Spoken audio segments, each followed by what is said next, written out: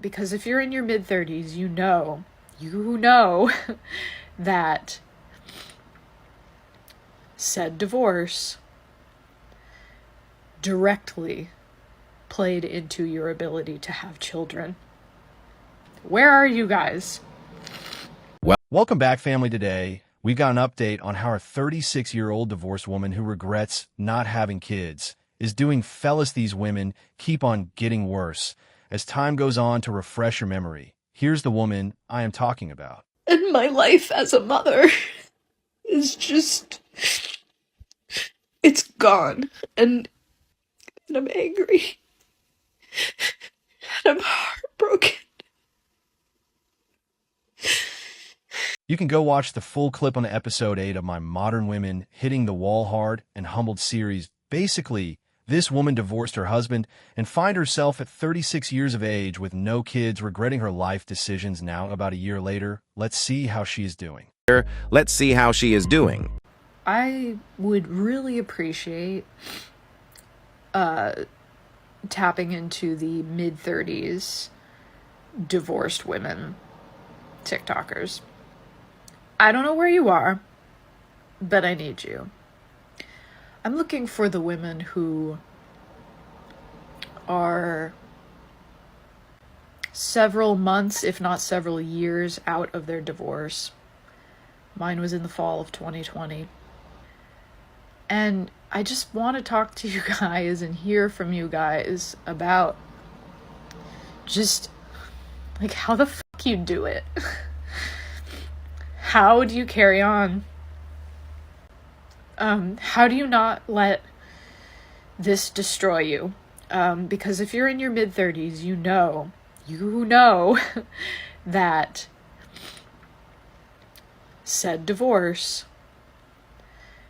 directly played into your ability to have children. Where are you guys?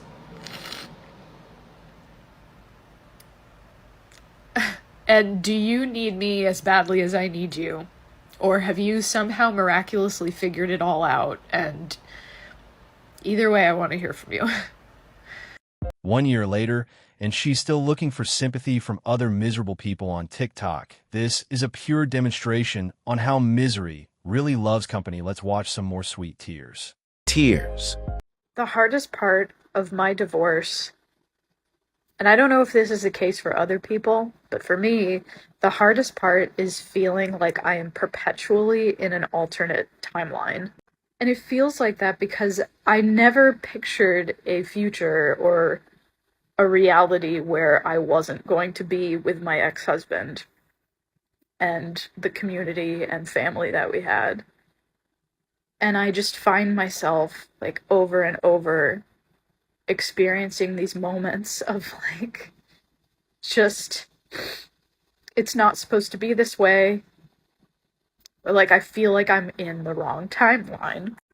I had a moment this morning where I was emptying the dishwasher and just putting dishes away, and I just broke down thinking, like,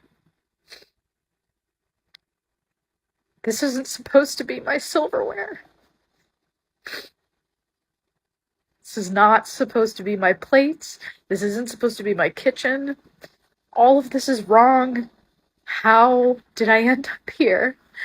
And I'm trying so hard to find the good parts of this new reality or dimension that I'm in. And I am finding them in pieces, but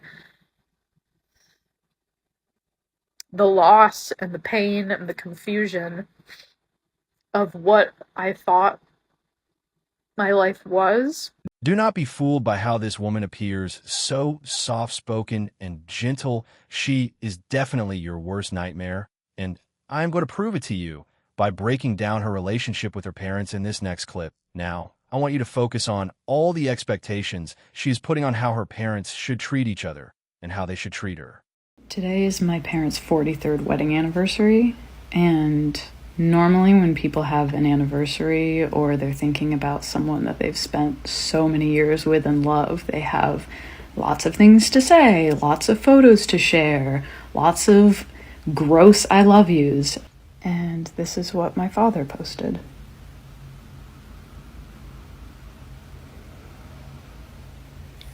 Can you feel the love?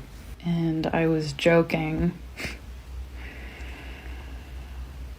I was joking about how feelingless that was, until I checked my mother's Facebook and realized that she blocked me.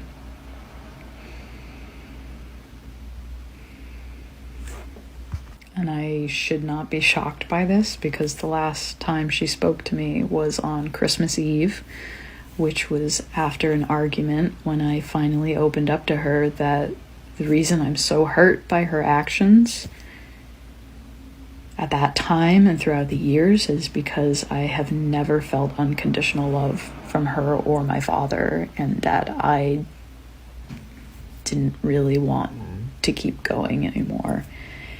And her response was to hand me the phone 24 hours after this conversation happened, to hand me the phone and tell me to call a hotline or a therapist, and then left the room.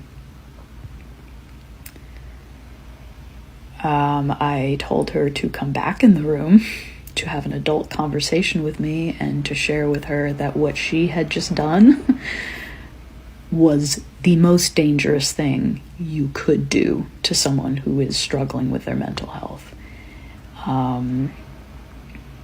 So for their 43rd anniversary, I'm going to celebrate by not celebrating and coming clean about the second most difficult part of my divorce, which has been abandonment from my parents. Her parents have been married for 43 years, and her sorry 37-year-old self thinks that she can tell her father what not to say on their wedding day anniversary. Do you see the entitlement that I'm talking about now? I really applaud her mother for being so harsh with her, because she has known her daughter for over 35 years, and she knew that she was threatening to end her life just for attention in this next clip you're going to see how she is going to react to her mother advice on how to keep and treat a man. You will see how her twisted feminist mindset will push her to draw conclusions on the dynamic of the relationship between her parents. Then you will understand why her mother completely cut her off. Understand why her mother completely cut her off. My mother worked full-time. She went to grad school.